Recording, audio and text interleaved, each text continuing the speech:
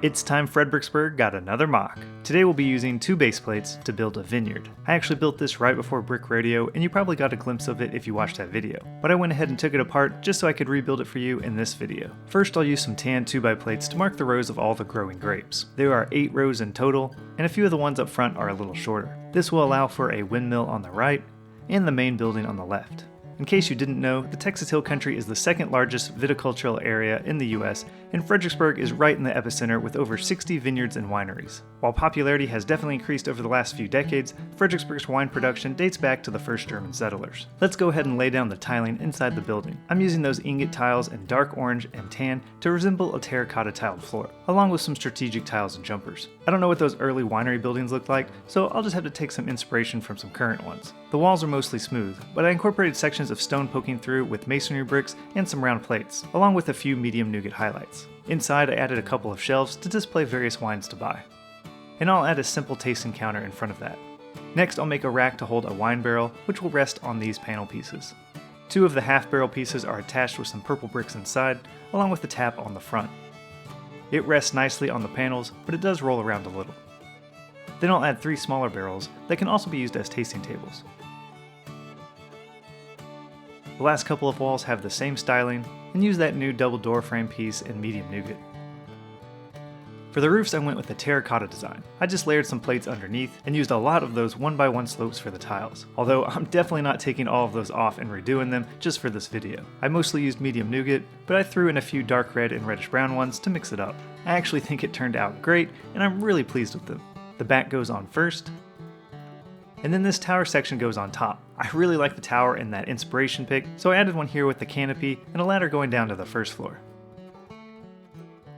And then the front roof goes on top, which is removable for interior access. This building might be a tad too Mediterranean for German settlers, but I think it looks cool, and I like how you can overlook the vineyard from the watchtower. Next we need to make the fences for the grapes to grow on. For that I decided to use these flexible zipline pieces with end connections, and those are supported by some candle pieces and connected to the tan rows. For the grapes, I'm using small leaf pieces with a couple of purple studs and 1 grape piece hanging down. On the back I have a barred stud piece. There's a little gap above the bar part, which allows me to hang these assemblies on the flexible fence lines. As you can see, it rests there fairly nicely. The leaf assemblies facing the opposite way will be similar, except for without the grape pieces. Each fence section gets 16 leaf pieces, 8 fronts and 8 backs. If you're wondering why those brown pieces are there, that's because the grapevine needs to connect to the ground. And for that, I'll be placing a Harry Potter wand in a hollow stud. They don't connect together, but I can just align them, and I think it gives the appearance of what I'm looking for. Now I just need 64 more of them. That's a lot of Harry Potter wands. Now I can add the rest of the rows of grapes. 1 more medium row, and 4 longer rows. The native Mustang grape starts as a green fruit that ripens into a dark purple. So I thought I'd add a couple of lime green rows in the back that haven't yet ripened. Or I just wanted both purple and green grapes and later learned about the Mustang grape while I was editing this video. Either way, I think it's shaping up to be a decent vineyard. Lastly, I'll add a couple of short rows up front that have already had their grapes picked. Let's add a few winery details. Here's a little table with some shears and a few cut grapes whose quality is being inspected.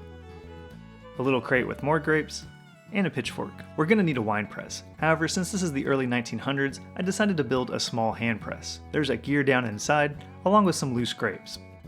I can add another crate of grapes next to it, along with this worker. The summer heat has him sweating, but he also looks a little disgruntled for some reason. Maybe it's because the owner is taking a siesta in the shade while the young buck does all the work. With all those growing grapes, we desperately need a water source, so I went for a windmill. First I'll add the pipe, and then the leg structure. I used different bars, pins, and clips to try to get the appearance right, and I placed them on some round foundation bricks. For the head, I used blank road signs on some bars and circled them around a radar dish. Originally I planned to use this wheel piece, but I found out that it's too thin for the clips to attach to, so I had to switch to a black toilet seat / life preserver piece. It works, but is slightly off-centered. For the core I used those camera pieces to get studs on all sides, and then attached the fin section. It rotates nicely, but is a little off thanks to that toilet seat. I think it's acceptable though. Then we can add the tail section. It rotates a little too easily, but it's the best I could come up with. That all goes on the legs, and we have a pretty good looking windmill. Next we need to store all that water it'll be pumping up. For that, I decided to repurpose the water tower I took off the Daily Bugle set. I actually switched out the wheels so I wouldn't ruin those Spider-Man stickers. Now we're storing some water, although it does look like there might be a small leak. Let's finish the mock off with a few grass details, a few more on this side, and maybe a bush. And a stray dog, because why not? And we have ourselves a vineyard.